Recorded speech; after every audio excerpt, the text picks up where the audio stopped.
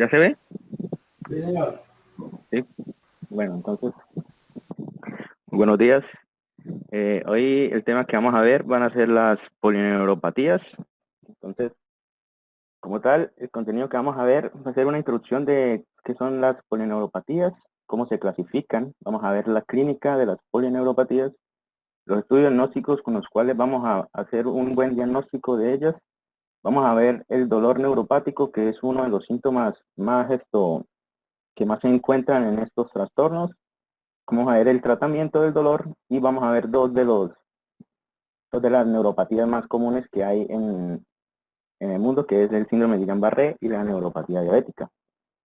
Entonces, como tal, las polineuropatías son un grupo de trastornos o desórdenes que afectan los nervios periféricos y se caracterizan por presentar un proceso que es simétrico y diseminado y que va progresando lentamente o progresivamente, perdón, y que habitualmente es distal y gradual, aunque hay hay enfermedades, neuropatías en las que pueden ser proximales, y entonces se presentan pérdida sensitiva, debilidad muscular, una combinación de ambas, o pueden ser solo sensitiva muscular y también hay compromiso autónomo. Como tal, la epidemiología, vamos a ver que la prevalencia de las neuropatías periféricas en la población es de un 2%. Más sin embargo, en los adultos mayores de 55 años pueden alcanzar un 8% debido a que estos tienen comorbilidades que los hacen más propensos a desarrollar la enfermedad. Entre un 25% y un 40% de estas neuropatías permanecen sin causa definida, entonces son idiopáticas. Una clasificación general de las polineuropatías puede ser que son axonales, que afectan el axón, como por ejemplo la intoxicación por el arsénico o por litio o por plomo, y las otras son desmielinizantes como el síndrome de Guillain-Barré. Estas a su vez se pueden clasificar en polineuropatías agudas como la porfiria, la que causa la porfiria, las subagudas como las que son por causas metabólicas y las crónicas que son más bien hereditarias. Eh, Las, como tal, las otras clasificaciones que hay, la anterior fue más general, estas son más específicas. Entonces, están, por ejemplo, las que están asociadas con enfermedades endocrinas y renales, como la misma neuropatía diabética, la neuropatía renal o la hipotiroidea. También están las que son mediadas por el sistema inmunitario, como el mismo síndrome de Guillain-Barré o las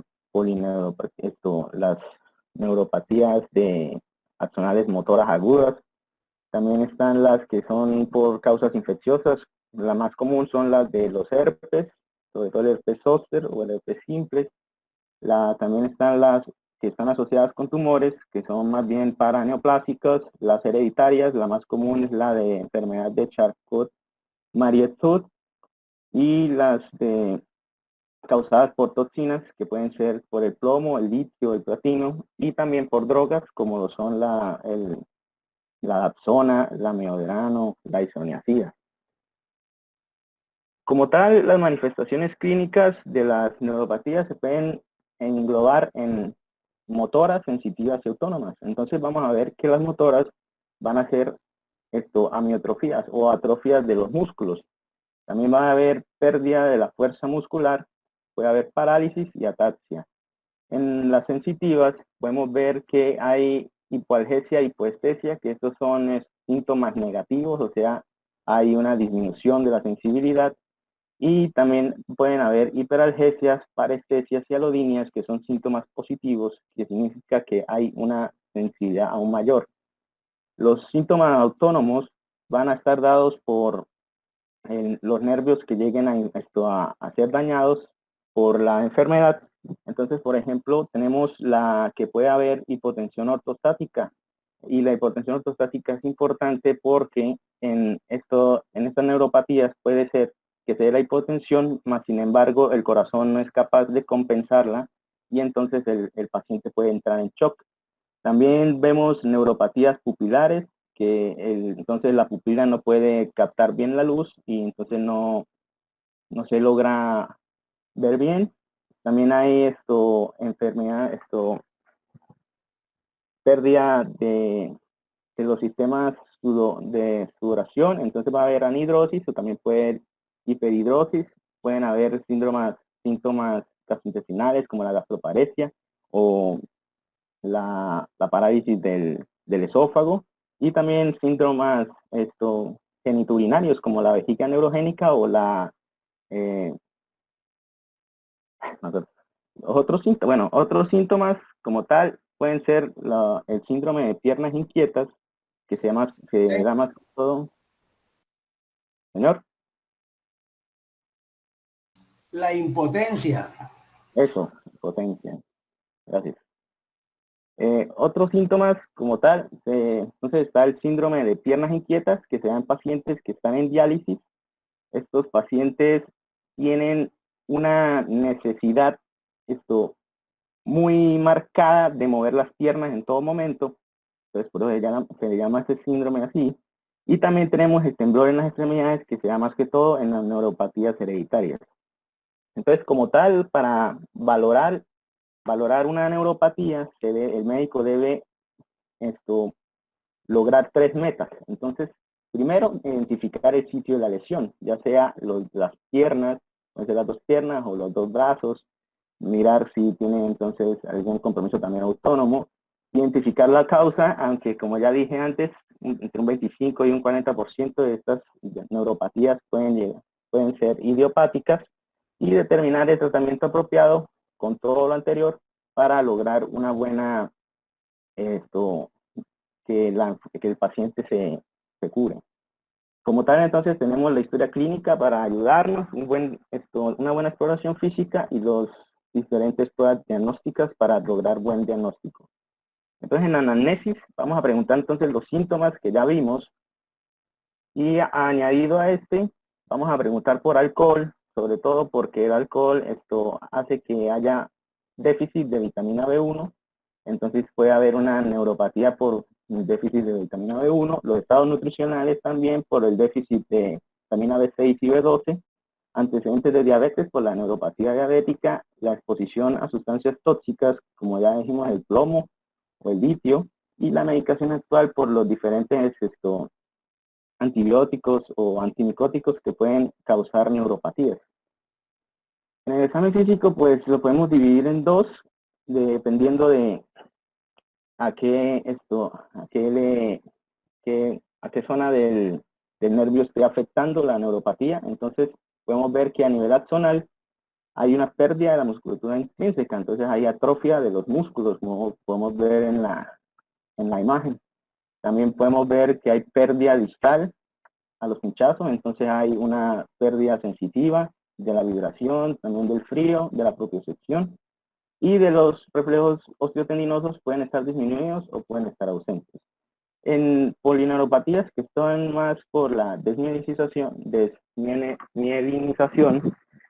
vamos a ver más que todo es debilidad como regla general.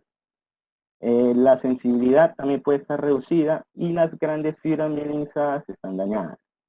Más sin embargo, se producen también unas anormalidades en el examen vibratorio, y los reflejos osteotendinosos pueden estar reducidos, aunque a menudo están ausentes.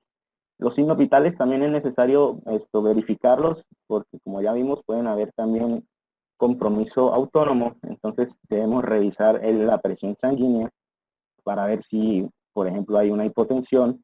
Debemos mirar la frecuencia cardíaca para ver cómo está el corazón, la temperatura y como tal. Esto es como un algoritmo que saqué de la medicina interna de Harrison, que es muy bueno. Como tal, entonces nos explica cómo hacer paso a paso para hacer un buen diagnóstico de polineuropatías. Entonces vemos que llega un paciente con una neuropatía, le hacemos la anamnesis, la exploración física como tal, y sale que sí tiene alguna neuropatía, entonces la clasificamos mononeuropatía o mononeuropatía múltiple, pero en este caso nos enfocamos en polineuropatías. Cuando ya sabemos que es una polineuropatía, entonces la vamos a clasificar en axónica o desmielinizante. Entonces, si es axónica, pues vemos cómo es la evolución, si es subaguda o crónica. Si es subaguda, pensamos en intoxicaciones y vemos que cómo hacer el tratamiento es quitar la causa que está dando la neuropatía. Y si es crónica, vamos a pensar más bien en una causa hereditaria. En las desmielinizantes vamos a ver que si hay un enlentecimiento uniforme crónico, pensaremos más bien otra vez en hereditarias. Todo lo crónico es hereditario y puede estar, se puede pasar por desapercibido. En cambio, si es aguda, podemos pensar en el síndrome de Guillain-Barré y vamos a ver el tratamiento. El síndrome de Guillain-Barré lo vamos a ver más adelante, más propiamente. Entonces, vamos a ver los estudios diagnósticos que nos van a ayudar a hacer un buen diagnóstico de las neuropatías. Entonces, tenemos los estudios electrodiagnósticos. Como tal, vamos a tener los estudios de conducción nerviosa y la electromiografía con aguja. Esto nos van a ayudar a mirar cómo están los nervios y cómo está la conducción nerviosa. Entonces, tenemos la electromiografía, que se realiza insertando un electrodo con aguja, aguja en un músculo y se registra la actividad del músculo en reposo y en contracción. Esto va a hacer que en una pantalla, que no tengo bien aquí, por ejemplo acá, entonces en reposo vemos que no hay umbrales de acción, no hay actividad. En cambio, cuando hay contracción, hay muchos umbrales de acción, entonces potenciales de acción y de millones de fibras nerviosas y fibras musculares. Entonces, en trastornos desmielinizantes, vemos que hay una velocidad lenta de la conducción y una dispersión de los potenciales de acción. En cambio, en los trastornos axonales vamos a ver una amplitud reducida de los potenciales y una velocidad de conducción que puede estar conservada. Aquí tenemos también entonces unos ejemplos. En el A vemos ahí los potenciales de fibrilación espontáneos. En el B vemos como un nervio, un músculo que está denervado, entonces hay muchos potenciales de acción pequeños, pero muchísimos. En el C vemos potencial de acción trifásico normal, en el D vemos una característica de una miopatía, y en el E vemos un potencial de acción polifásico de larga duración que puede darse en los trastornos neuropáticos. El estudio de conducción nerviosa lo podemos utilizar para medir la rapidez y la eficacia que hacen las señales eléctricas del cuerpo que se transmiten por los nervios. Entonces vamos a tener que se ponen 2 electrodos en el recorrido de un nervio. Entonces se estimula eléctricamente y en una pantalla vemos cómo está la conducción nerviosa. Normalmente las fibras, depende de la fibra, de cuánto la fibra puede llevar. La más rápida es de 60 metros por segundo. Entonces, si está, por ejemplo, la integridad axonal está disminuida, entonces podemos ver que es una neuropatía axonal.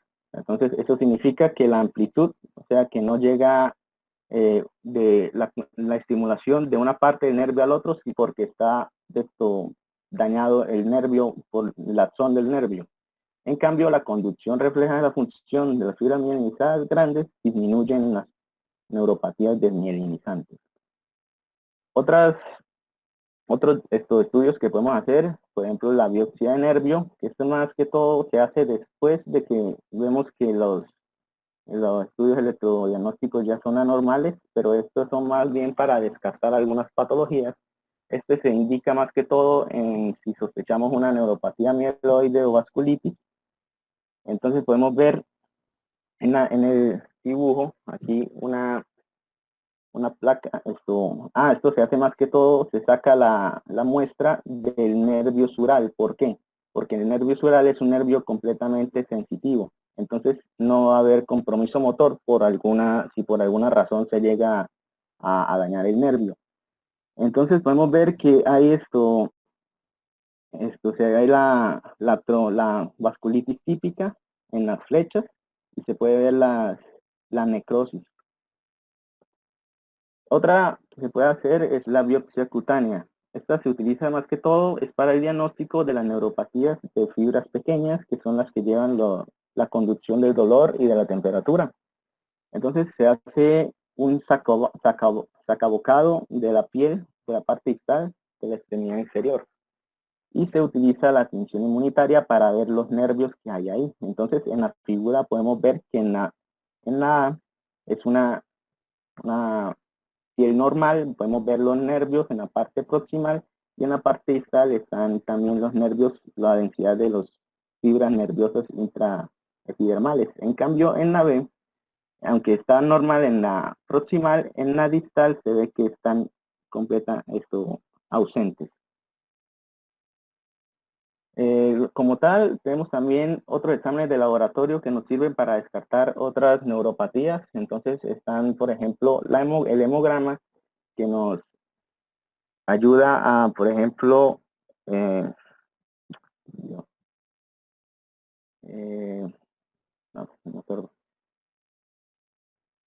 perdón, sí, para descartar neuropatías inmunitarias, como inmunitarias no, infecciosas por los polimorfonucleares.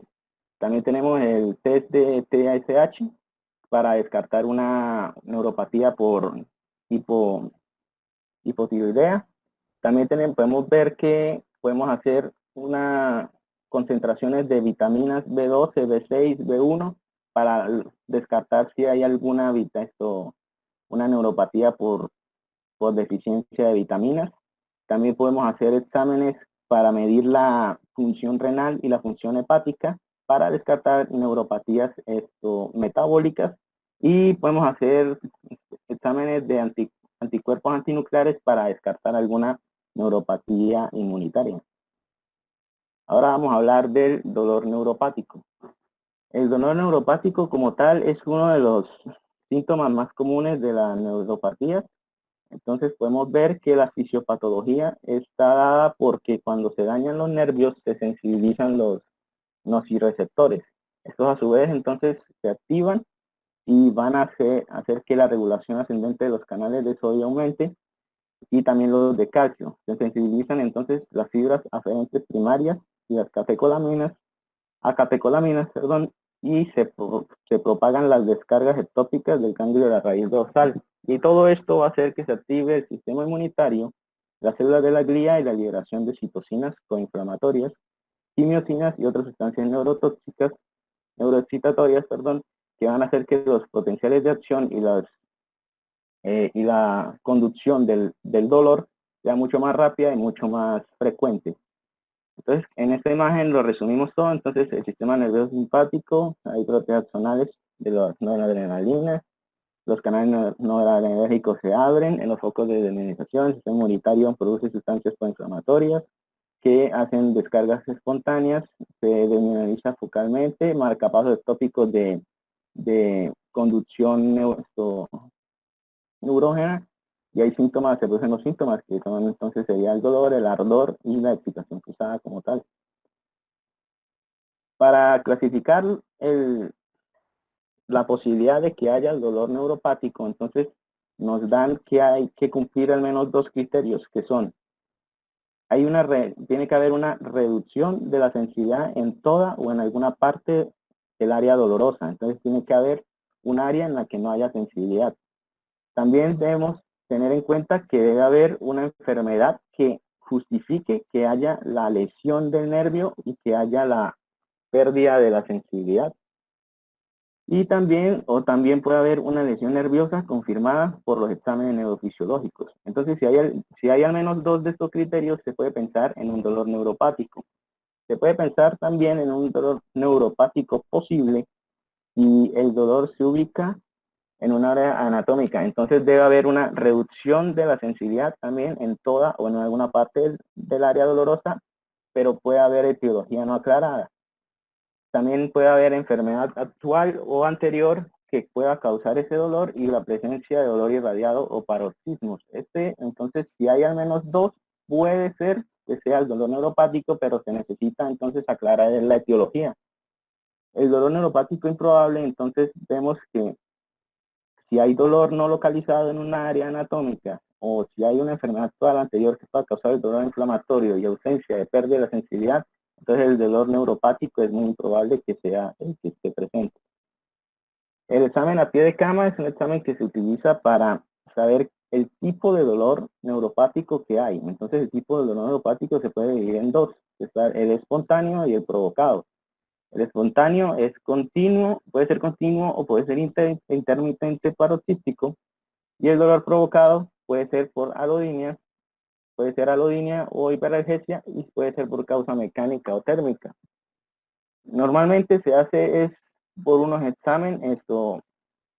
examen para saber cómo está respondiendo la parte anatómica afectada.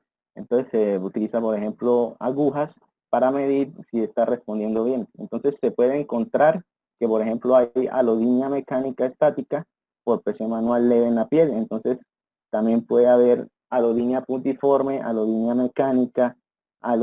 mecánica profunda somática, y también puede haber hiperalgesia mecánica a la punzada, hiperalgesia al frío por contacto, hiperalgesia al calor. Todo esto causado por el aumento de la sensibilidad de la piel. Como tal, entonces, el tratamiento del dolor neuropático lo vamos a tener en tres líneas. Entonces, pero vamos a utilizarlos para reducir la hiperexcitabilidad neuronal a través de las siguientes acciones, que son el bloqueo de los canales de sodio y de calcio para que no salgan los neuroreceptores, el aumento de la transmisión GABAérgica, que es un inhibidor también de la neurotransmisión, la inhibición de la liberación del glutamato y del óxido nítrico, que son neurotransmisores que permiten la conducción nerviosa, y el aumento de la acción serotoninérgica, que también es un inhibidor. Entonces vemos que los fármacos de primera línea que vamos a utilizar para el tratamiento del dolor neuropático, entonces el más usado puede ser la amitriptilina, que es muy eficaz para la neuropatía diabética, que es la más común, y entonces se da en una dosis de 25 a 75 miligramos por día. La faxina es también muy eficaz en la neuropatía periférica diabética, y también en polineuropatías dolorosas que no tienen un origen claro. Y se puede dar en dosis de 150 a 225 miligramos por día. La gabapentina y la pregabalina también se utilizan bastante en la neuralgia postherpética y en la neuropatía diabética, y alivian bastante el dolor muy bien. Y lo que hacen es actuar en los canales de calcio dependientes del voltaje en la subunidad alfa-12 delta, que inhibe la liberación de los neurotransmisores. Y se utiliza una dosis de 150 miligramos al día, y que puede titularse hasta 300 miligramos al día, dependiendo de cuánto dolor tenga el paciente. Los fármacos de segunda línea se utilizan cuando los de primera línea no tienen una respuesta positiva, pero el problema con esto es que tienen unos efectos adversos mucho más complicados o mucho más graves. Entonces, por una parte tenemos el tramadol, que es muy eficaz en los síndromes dolorosos. Es un débil agonista de los receptor opioide mu, que inhibe la recaptación de la serotonina y la noradrenalina. Por lo tanto, la sinapsis espinal está disminuida y no hay una buena conducción nerviosa del dolor. Se puede dar una dosis de 50 miligramos una o dos veces al día. Y entonces también tenemos los opioides, que generalmente se puede utilizar la morfina o la metadona, que alivian el dolor también de neuropático, con una eficacia similar a los antidepresivos tricíclicos. El problema con esto es que estos tienen muchos efectos adversos que pueden hacer que el paciente se ponga aún más grave. Entonces se va en una dosis de 2.5 a 10 miligramos diluidos en 4 a 5 mililitros en agua estéril para la inyección, o en 4 a 5 minutos, o en una solución inyectable por infusión de 1 a 2 miligramos por hora sin sobrepasar los 100 miligramos. Los fármacos de tercera línea solo se utilizan cuando ya de verdad no hay nada que le pueda ocultar el dolor al paciente, aunque estos fármacos, en las pruebas que se realizan con ellos, han demostrado que, aunque sí esto alivian el dolor, no son muy recomendables utilizarlos. Más sin embargo, se pueden dar los antidepresivos como la bupropiona, el citalopram y la paroxetina, paroxetina, perdón, y también se puede usar el ácido valproico, más sin embargo, aunque el ácido valproico, hay unos estudios que son muy controvertidos, pero que dicen que hay una eficacia en la resolución de la neuropatía, del dolor en la neuropatía diabética con dosis de hasta 1200 miligramos. Entonces, como tal, cuando un paciente con una neuropatía diabética resuelve su cuadro, puede que haya unas secuelas. Entonces, vamos a ver que podemos hacer tres cosas para a que esas secuelas mejoren en el tiempo. Entonces, podemos hacer que el paciente vaya a terapia física de rehabilitación para que aumente su fuerza muscular y que en unos meses o en unos años, dependiendo de si la patología motora fue muy grave, entonces pueda volver a caminar por sí mismo. También podemos usar hacer el uso de cabestrillos y aparatos de asistencia para caminar, para descansar los brazos y que las piernas puedan también volver a ganar su fuerza y prevenir la aparición de las úlceras en los pies, porque estos pacientes, pues, como no tienen fuerza por la patología, pues van a estar en cama o van a estar sentados. Ahora vamos a hablar del el síndrome de Guillain-Barré, que es uno de los, que es el síndrome más, síndrome agudo de la neuropatía aguda más común, que produce parálisis flácida aguda. Su incidencia global es de 1 a 2 por cada 100.000 habitantes, me pasó un cero ahí, de personas por año, y es más frecuente en hombres que en mujeres. Entonces, como tal, el Guillain-Barré va a tener el síntoma principal va a ser entonces la debilidad muscular en ambos lados del cuerpo, va a ser simétrico y va a ir ascendiendo hasta los brazos. También va a haber arreflexia o hiporreflexia en brazos y piernas, puede haber dolor muscular y entumecimiento o hormigueo.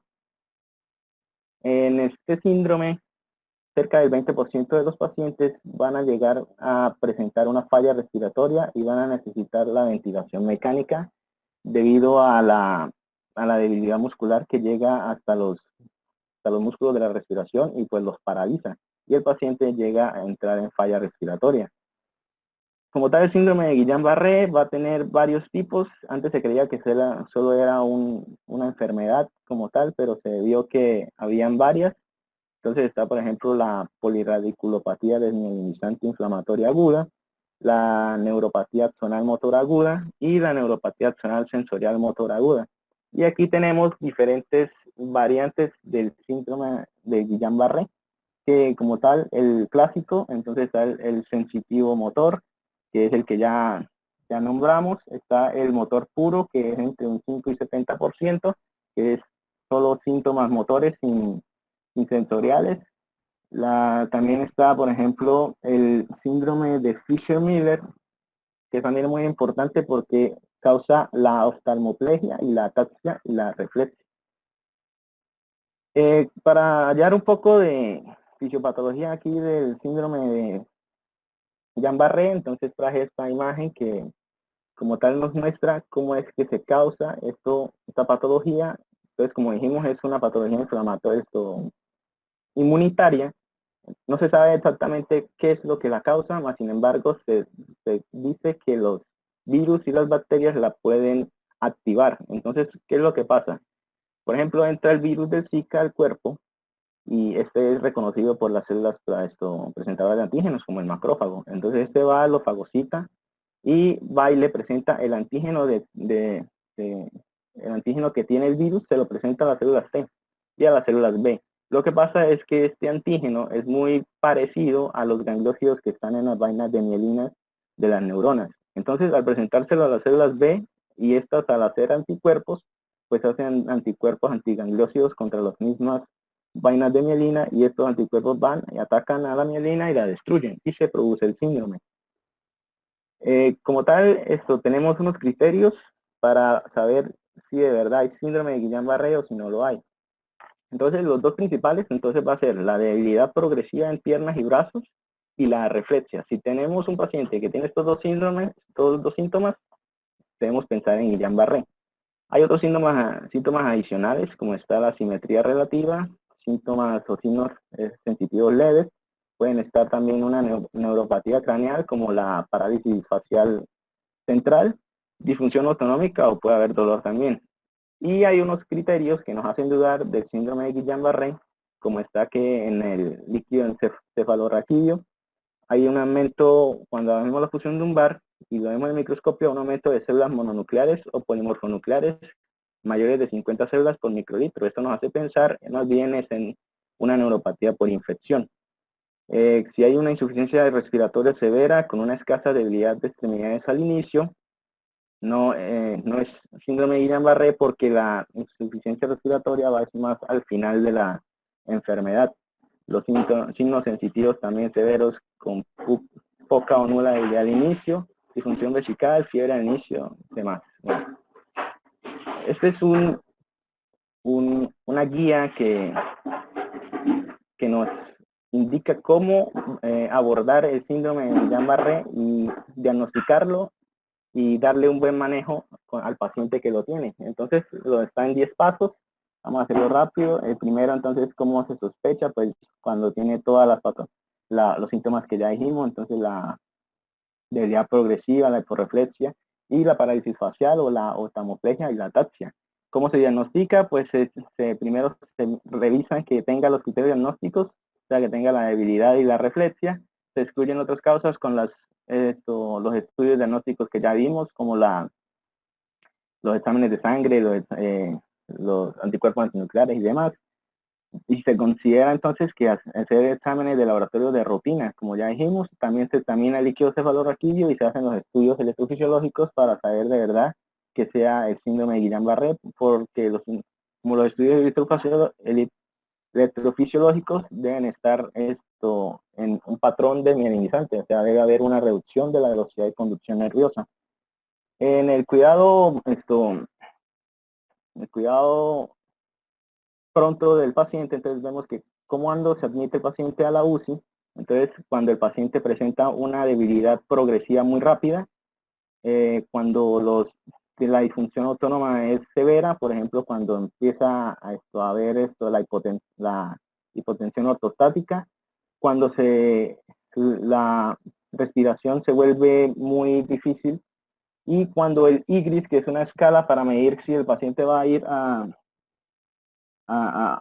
que el paciente va a empezar con su falla, está menor de 4 y aquí la tenemos. Entonces, lo clasifican en 3 cosas. Entonces, días entre el inicio de la enfermedad y la debilidad y la admisión al hospital. Entonces, si tenemos que hay de mayor de 7 días, tenemos una puntuación de 0, entre 4 a 7 de 1 y menor de 3 de 2. Si hay debilidad facial o vulvar en la admisión al hospital, si está ausente es 0, si está presente es 1, y si en la puntuación MRC, que es de la fuerza muscular, en la admisión al hospital, entonces acá también la tenemos. Entonces esta tabla o escala nos evalúa la fuerza muscular en diferentes grupos musculares. Entonces está, por ejemplo, la extensión de la cadera, la flexión del codo, la flexión del hombro, y nos da puntos. Dependiendo de cuántos puntos tengamos, entre más puntos tengamos, es decir, el paciente tiene mejor fuerza muscular, o sea, no tiene tanta debilidad, y entre menor, pues tiene menos. Significa que el EGRIS, entre menos puntos tenga, significa que el paciente está peor. Entonces, significa que si el EGRIS, por ejemplo, está en 2, significa que el paciente probablemente ya está en falla respiratoria, entonces tenemos que enviarlo a la UCI.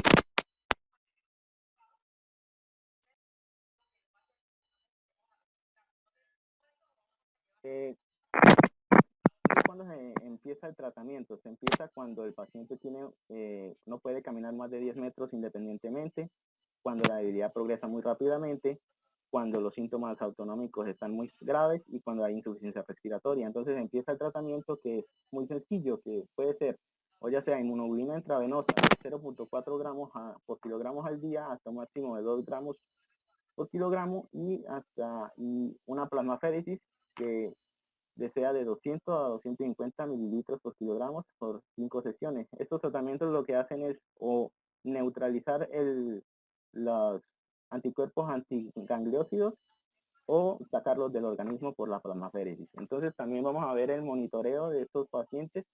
Regularmente se monitorea la fuerza muscular, la función respiratoria, la función al tragar, también la función económica, la presión arterial, el ritmo cardíaco y la vejiga y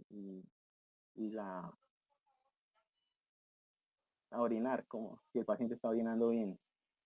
Las complicaciones pueden ser entonces el shock, las arritmias cardíacas, las infecciones, la trombosis venosa profunda. También podemos ver que en la progresión clínica normalmente los pacientes se le da el tratamiento, pero a veces no funciona bien y entonces los médicos normalmente le dan otra vez el tratamiento. Aunque no hay evidencia de que el tratamiento, si no les funcionó y le vuelvan a dar, vuelva a hacer esto, pueda rescindir la enfermedad, o sea, curarla como tal, no hay una evidencia tal, pero aún así se hace.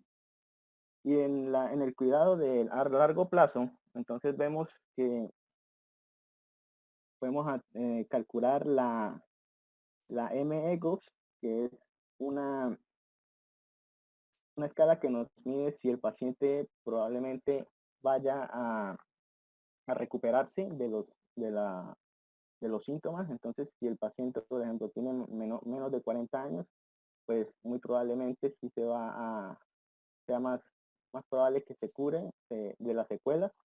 Si hay diarreas, entonces si no hay diarrea, entonces también es más probable.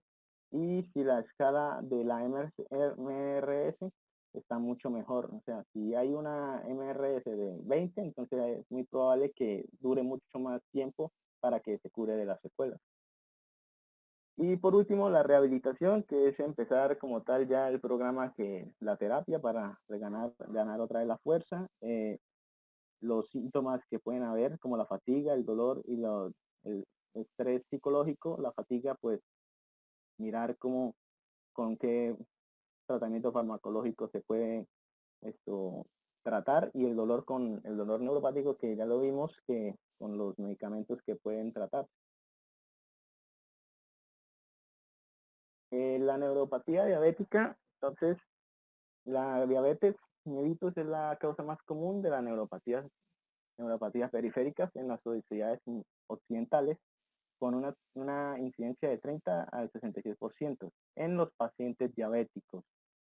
Los mecanismos fisiopatológicos como tal para que se ocurra esta neuropatía están en que aumenta la glicosilación no enzimática, hay aumento del estrés oxidativo, la neuroinflamación y la activación de las vías del poliol y la proteína sinasa C.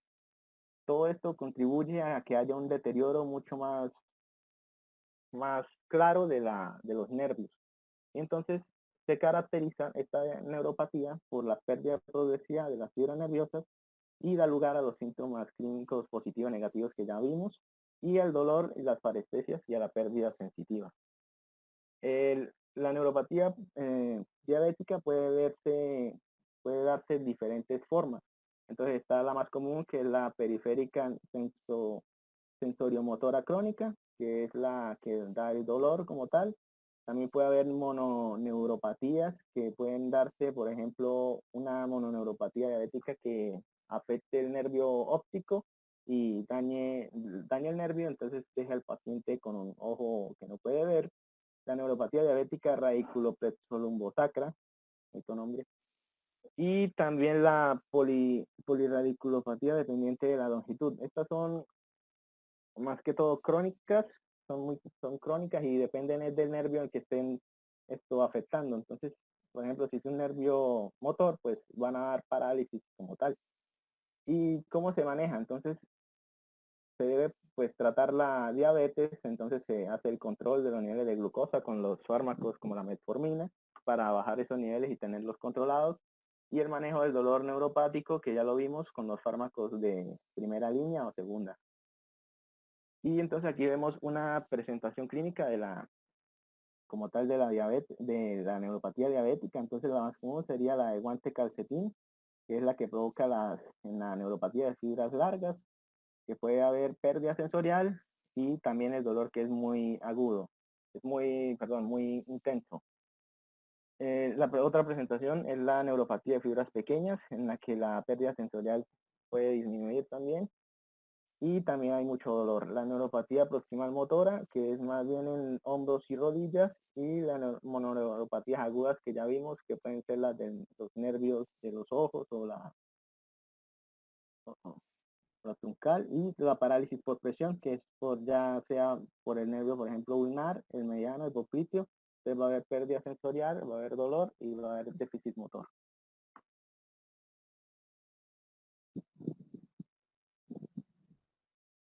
Gracias. ¿Listos? Si me escuchan, estaba escuchando muy mal al final. Bueno, varios comentarios.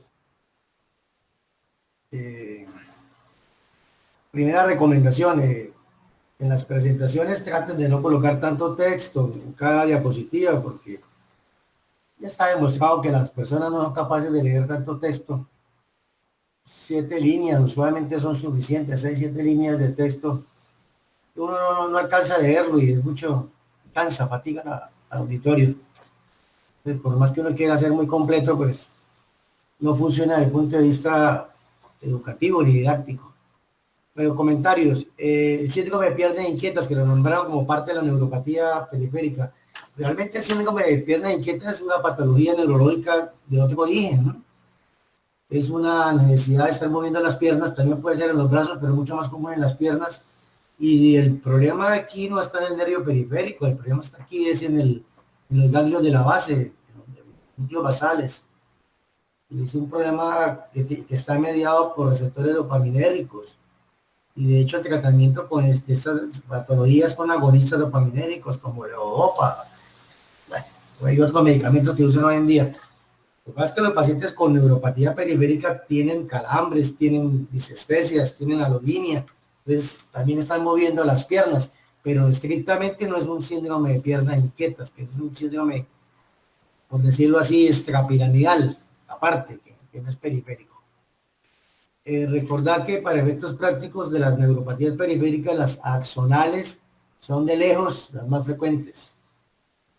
Ustedes le preguntan qué tipo de neuropatía tiene este paciente. Si usted dice axonal de entrada, en un 80% de las veces le va a pegar el diagnóstico.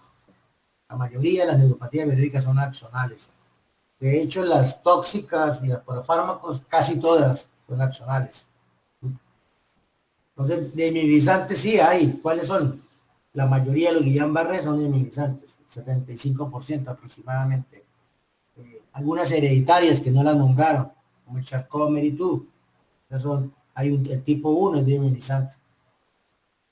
Pero en general la mayoría, señor, la mayoría de las neuropatías periféricas son axonales. O sea, el daño inicial es en el axón. Se daña después la mielina es otra cosa. Igualmente, un Guillain-Barré comienza en muchos pacientes con daño de la mielina, pero si es muy grave el ataque inmunológico, pues va a haber luego degeneración axonal. ¿Sí? Lo que estamos diciendo es que arranca por la mielina, pero después se daña el axón en las formas graves y hay degeneración axonal. Acuérdense de la degeneración valeriana, ¿sí? El axón distal se degenera y se muere. Pero inicialmente, en ese caso, es desmilizante. Bueno. ¿Cuándo usamos biopsia de nervio para el diagnóstico de la neuropatía? La respuesta es casi nunca.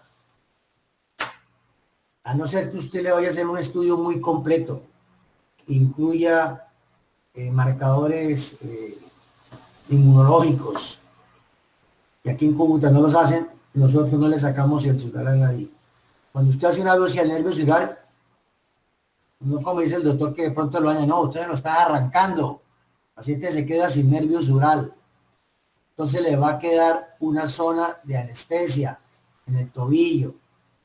Y el problema es que en algunas personas esa anestesia es dolorosa. Qué paradoja, ¿no? No siente la piel, pero le duele. Entonces, solamente hacemos biopsias en casos muy raros, que el diagnóstico está muy difícil, para descartar una vasculitis, por decir algo. Pero a esa biopsia hay que hacerle todas las pruebas inmunológicas, con marcadores, fluorescencia, todas las cosas para poder llegar al diagnóstico. Para efectos prácticos en Cúcuta no las hacemos, dejamos de hacerlas. Porque yo, ¿por qué le voy a quitar un nervio para hacerle un estudio sencillo es el hematoxilina eosina, y para que diga el patólogo que hay infiltrado inflamatorio, bueno, eso no tiene gracia. Entonces, si le va a hacer un estudio completo, se justifica, si no, no le hagan biopsia de nervios a nadie. Lo que sí hay que hacer es la biopsia de piel, lo que llaman el sacabocado o el punch, cuando están sospechando la neuropatía de fibra pequeña. La neuropatía de fibra pequeña se diagnostica muy poquito, y se diagnostica muy poquito es porque no hacemos biopsias. Esa es la regla de oro, el gold estándar. Entonces hay que hacer la biopsia de la piel, y con coloración especial se contabiliza las fibras. Si están disminuidas, pues es diagnóstica de esta enfermedad. Recuerden que el que tiene neuropatía de fibra pequeña, las neuroconducciones y la electromiografía es normal. Tiene muchos síntomas, parestesias, disestesias, pero las condiciones son normales. Entonces, la única manera de mostrar el daño de la fibra pequeña, que es la que lleva el dolor, acuérdense, las fibras poco mielinizadas o sin mielina son las que llevan dolor. Entonces, la única manera de mostrarlo de una manera fehaciente es con la biopsia de piel. Entonces, no se hace muy poco, los dermatólogos casi no la hacen, pero esa es la regla de oro y la manera de llegar al diagnóstico. Bueno. Recordar que es alodinia, ¿no? De pronto para algunos estudiantes no está claro. La alodinia es la presencia de dolor ante un estímulo que no es doloroso.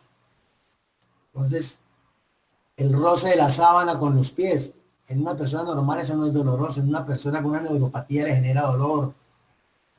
¿Sí? Que llegó una corriente de aire frío. Eso no es doloroso. En una persona con neuropatía eso le va a desencadenar dolor. Eso es la verdadera alodinia. El médico le toca la piel y el paciente le duele. El toque de la piel no genera dolor en una persona normal. Entonces, eso es la alodinia, dolor desencadenado por un estímulo no doloroso. Entonces, para que se acuerden y sepan cuándo es alodinia, cuándo es parestesia, cuándo es disestesia, ¿no? Eso ya, me imagino que ya lo tienen muy claro. Bueno, con relación al tratamiento del dolor neuropático es necesario decir que la evidencia científica con los diferentes fármacos es muy pobre, es de baja calidad, no tenemos evidencia robusta de nada. Hay estudios, sí, pero muy malitos, de muy pobre factura. Entonces, ¿por qué se sigue usando la mitriptilina? Porque es la única que tiene estudios, más o menos, sin ser nada del otro mundo, y estudios viejos, y es efectiva. La vaccina la están promocionando, la evidencia es muy mala. De los nuevos, gabapentina y pregabalina, que no la nombraron. La pregabalina es la que más se usa ahora. La que más se usa ahora no es porque sea la mejor, sino porque es la que tiene como un perfil de seguridad un poquito mejor que las anteriores.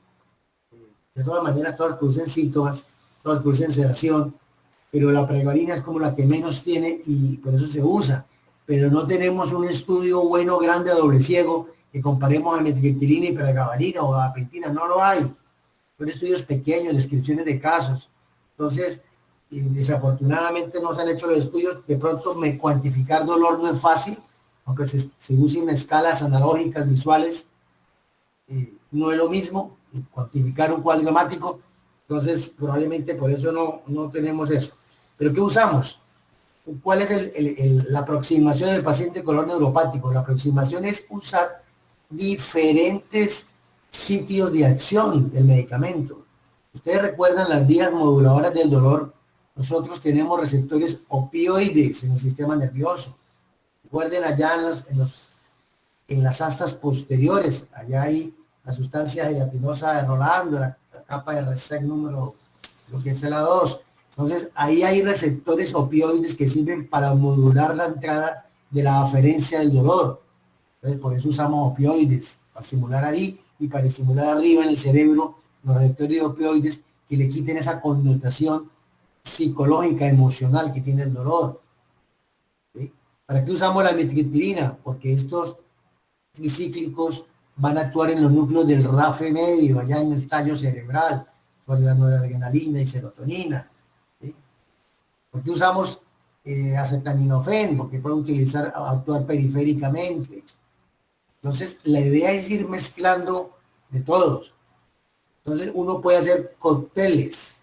y finalmente darle un anticonvulsivante como pregabalina. Entonces usted puede mezclar una amitriptilina que actúa en una parte, una pregabalina que actúa sobre otros receptores y los opioides que actúan sobre otros.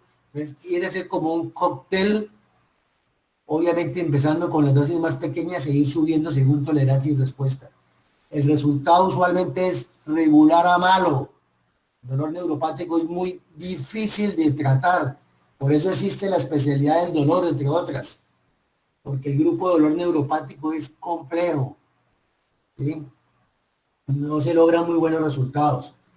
Y eso de decir que la tercera línea, para ver si no le sirve, no, muchas veces no, los medicamentos no funcionan porque no usamos las dosis máximas. Uno con pregabalina se puede ir a 600 miligramos y no quedarse en 75, pero eso hay que hacerlo en un transcurso de días o de semanas para que el paciente la tolere. O con pregabalina, con gabapentina, se puede ir uno hasta 2.400 miligramos, pero no se demora uno semanas para llegar a esa dosis.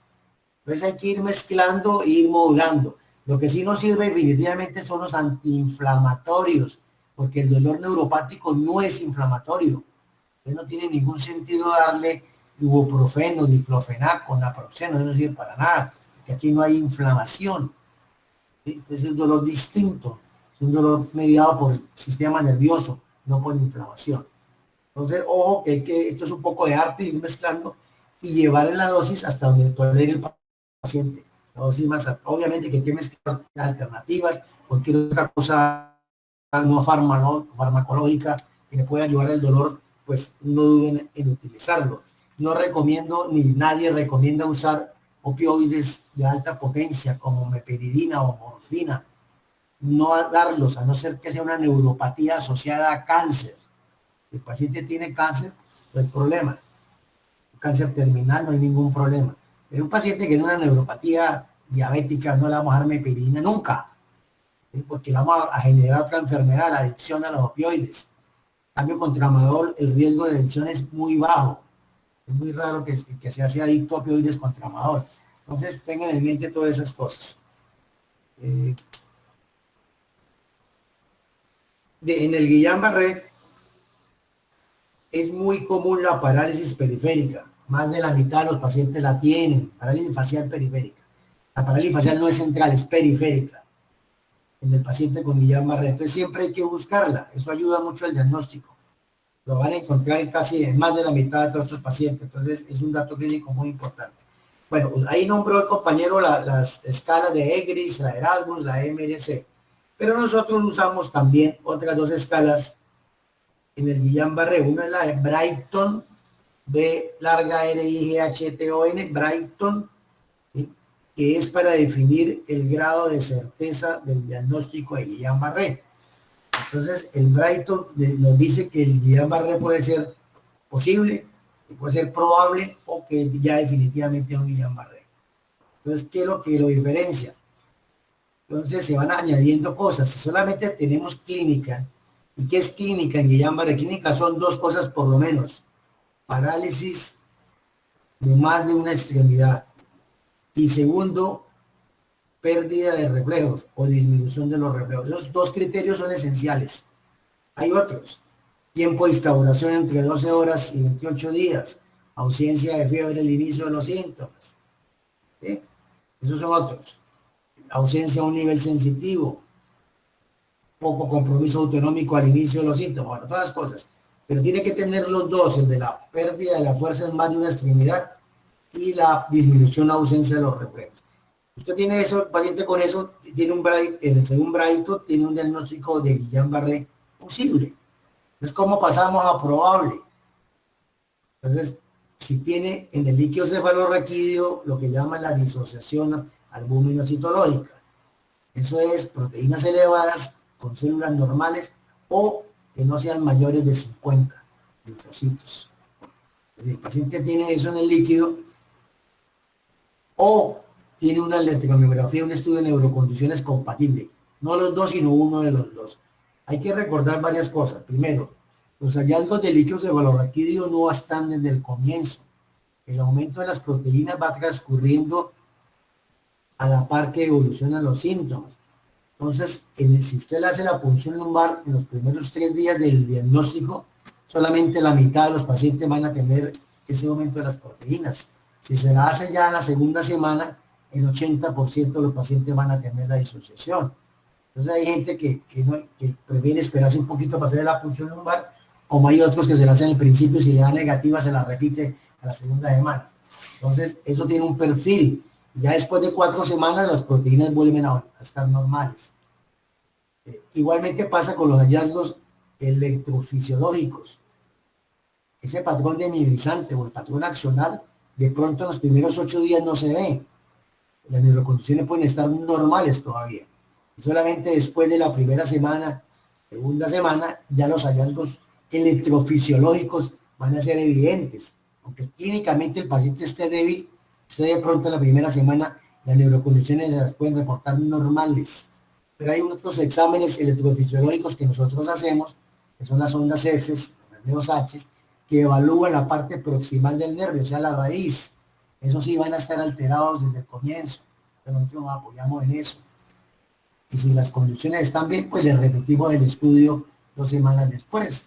Confirmamos, definimos qué patrón es, si es divinizante, esto lo definimos por las neurocondiciones, si es accional motor o si es accional motor insensitivo. Entonces, si el paciente tiene clínica, líquido y electrofisiología, ahí tenemos ya el grado de Guillain-Barré definitivo.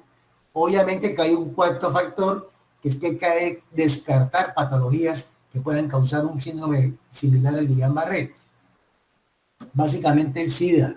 Si el paciente tiene VIH-SIDA, eso no es un Guillain-Barré, eso es una polineuropatía aguda por VIH. Entonces ya lo sacamos de Guillain-Barré y lo pasamos a SIDA. ¿Sí? Hay que descartar esas infecciones. Si el paciente estuvo expuesto a organofosforados y llega con una polineuropatía aguda, eso no es Guillain-Barré, eso es una polineuropatía aguda por organofosforados o por otro tóxico. Entonces hay que descartar causas secundarias. Mientras que las infecciones como el Zika, como la hepatitis C, como la varicela, es un fenómeno que se presenta 15, 20 días antes. Campylobacter jejuni, y eso estimula inmunológicamente el individuo para que haga el Guillain-Barré. Ese sí es un Guillain-Barré verdadero. Bueno, la otra escala que no nombraron es la escala de Hughes. H-U-G-H-S, Hughes. La escala de Hughes nos valora la gravedad del compromiso clínico del paciente. ¿Para qué sirve? Pues sirve para definir a quién le ponemos globulina o a quién le ponemos plasmaféresis o a quién no. Entonces ahí alcanzaron a ver la escala de Nature, la que mostró el doctor al final de cómo abordar el paciente con Guillain-Barré. Hablaban que pudiera caminar el paciente cuando ya no puede caminar 10 metros sin apoyo. Ese ya es un Hughes 3. Paciente 1 puede caminar, pero no corre. El 2 es el que camina más de 10 metros sin ayuda. El 3 no camina 10 metros solo, tiene que necesitar apoyo. El 4 está en cama y el 5 está intubado. Y el 6 está muerto. Entonces, esa es la escala de Hughes. 0 no tiene debilidad. Entonces, si uno llega, ve el paciente en 1 o en 2, no hay que ponerle globulina ni plasmaféresis. Espera. Si evoluciona a un estadio peor, en ese caso sí le coloca pues el tratamiento, porque esta es una enfermedad dinámica. Recuerda que el tratamiento es costoso, vale más o menos 30 millones de pesos. La sola globulina o la sola plasmaféresis. Bueno, el paciente, el compañero Manuel Ricardo hablaba de que para curar la enfermedad nosotros no curamos nada. El tratamiento de la globulina, el tratamiento de la plasmaféresis tiene una meta, es que el paciente grave no vaya a la UCI o demore menos tiempo en la UCI. Estos tratamientos no disminuyen la mortalidad. La mortalidad con plasmaféresis, con globulina o sin ellas es la misma. El 5% de los pacientes con Guillain-Barré grave se mueren. Póngale lo que le ponga. Entonces, ¿por qué le ponemos estos medicamentos? Porque se ha demostrado que acortan la estancia en el respirador, pero en términos absolutos no bajan la mortalidad. Entonces, eso hay que tenerlo claro, ¿no? No decir uno que le va a curar porque le va a poner una cosa.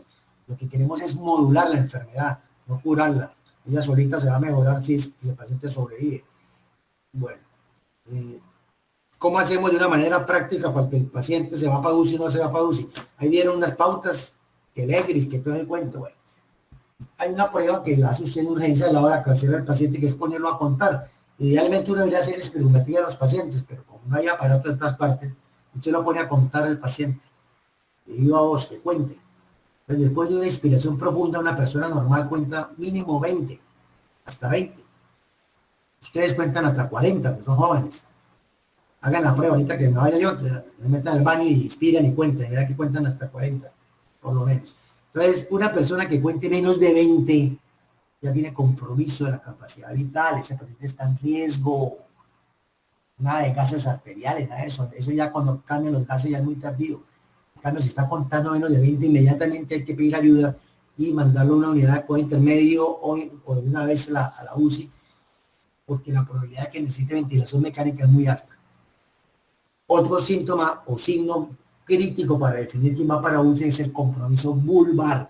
Si el paciente tiene disfagia, si el paciente tiene disfonía, ese paciente está en alto riesgo para ser falla ventilatoria. Esos son criterios clínicos que pueden ayudar a ustedes. Cuando estén en un rural, si el paciente no cuenta, mételo en una ambulancia y lo manda de una vez para una ciudad donde tenga la forma de ventilarlo. Bueno, neuropatía diabética es la más común, puede presentar cualquier tipo. Yo en ese momento se me dañó el audio, hablaron del nervio óptico, pero el nervio óptico no tiene nada que ver con la diabetes. La diabetes lo que daña es la retina. En cambio, los nervios periféricos sí nos daña a todos. Y los pares craneales también, el facial, el tercer par, puede causar daño. O con la clasificación clínica que la recordaron al final, es una mononeuropatía, que es una mononeuropatía múltiple y que es una polineuropatía. Mononeuropatía no tiene problema, ¿no? Compromiso del lado de un nervio. La que se confunde es la mononeuropatía múltiple. Mononeuropatía múltiple es que hay algunos nervios que están afectados y otros no. Por ejemplo, usted tiene un mediano afectado, pero el cubital de ese mismo brazo está normal. Tiene un peroneo afectado, pero el tibial está bien. Entonces usted tiene varios nervios afectados, pero varios nervios están normales. Eso es una mononeuropatía múltiple. Mientras que el compromiso es difuso por parejo, eso ya es una polineuropatía. Entonces, para que tengan en mente eso. La mononeuropatía, mononeuritis múltiplex. Lo van a leer en los libros americanos. Entonces, tengan en mente la clínica. La diabetes puede producir cualquier cosa. Mononeuropatía, mononeuritis múltiple o polineuropatía sensitiva, motora, hasta proximales, pero es una cosa que llama la amiotrofia diabética. O sea, el mensaje que quiero dejarle con la diabetes es que si ven una persona con neuropatía periférica adulta, el primer diagnóstico que tienen que hacer, crónica, por supuesto, es diabetes. Es lo primero que hay que descartar. Una polineuropatía crónica en adulto, lo primero que hay que pensar y que descartar es la diabetes. Entonces tienen que hacerle su glucosa basal, tienen que hacerle su hemoglobina glicada o glicosilada, como lo llaman. A ver si tiene o no tiene diabetes. Por supuesto que la neuropatía en el diabético aparece después de largo tiempo de la diabetes. Y de más largo tiempo de una diabetes maltratada. O sea, el que tiene neuropatía diabética es porque su diabetes ha sido maltratada. El paciente ha sido malo, o no ha tenido médico, o ha sido muy mal paciente. Y eso, estamos hablando de por lo menos unos 10 años. Eso no es de un día para otro que hace una neuropatía diabética periférica, ¿no? Entonces tengan en mente esas cositas. Paciente con neuropatía diabético indica mal control metabólico. ¿Cuál es la manera de mejorarlo? Doctor, una pregunta, Señora, en la neuritis insulínica, esa, eso se hablaba en uno de los artículos que usted nos mandó alguna vez de polineuropatías. sí. Entonces dice que esa se causa por la rápida corrección de la hiperglicemia crónica. Sí, Entonces, hay edema ahí en la retina y el paciente dice que quedó ciego, que no está viendo. Pero eso es un problema ahí metabólico, que se corrige después. Es que haya que... no quedan No, no secuelas. queda. Sí. Eso es una leyenda urbana, ¿no? Le dicen a uno de los pacientes, mi mamá quedó ciega con la insulina. O yo no le pongo insulina a mi papá porque eso lo vuelve ciego.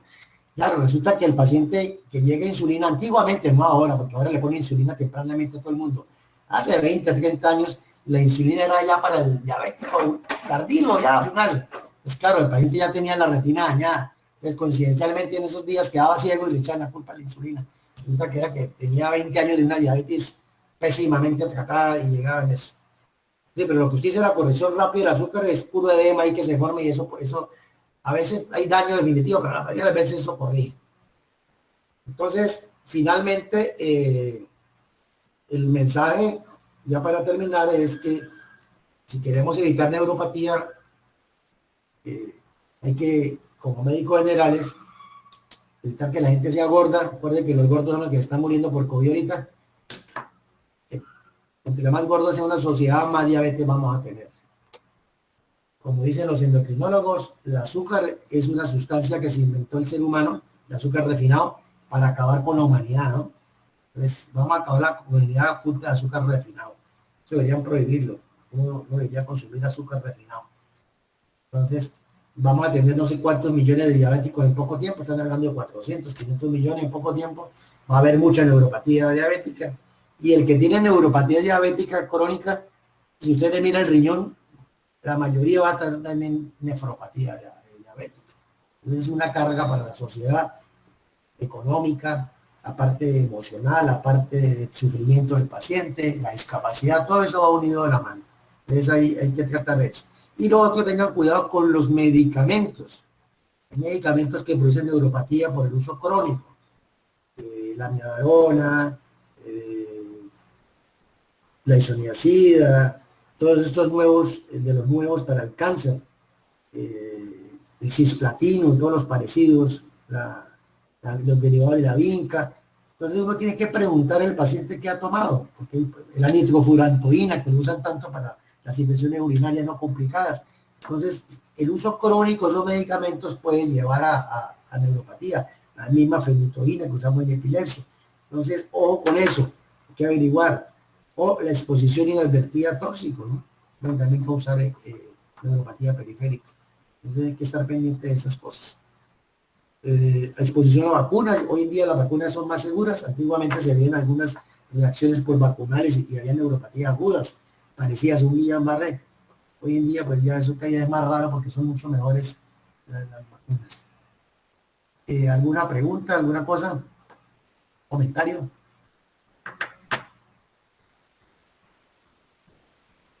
Entonces, por favor, nos quedamos los del grupo mío, por favor. De neurología, los otros compañeros ya pueden irse a seguir sus actividades. Tengan un buen día. Gracias. Que les vaya bien. Nos vemos el lunes. Hasta luego. Cuídense mucho porque estamos en pico de pandemia.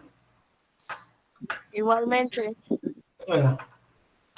Hasta luego.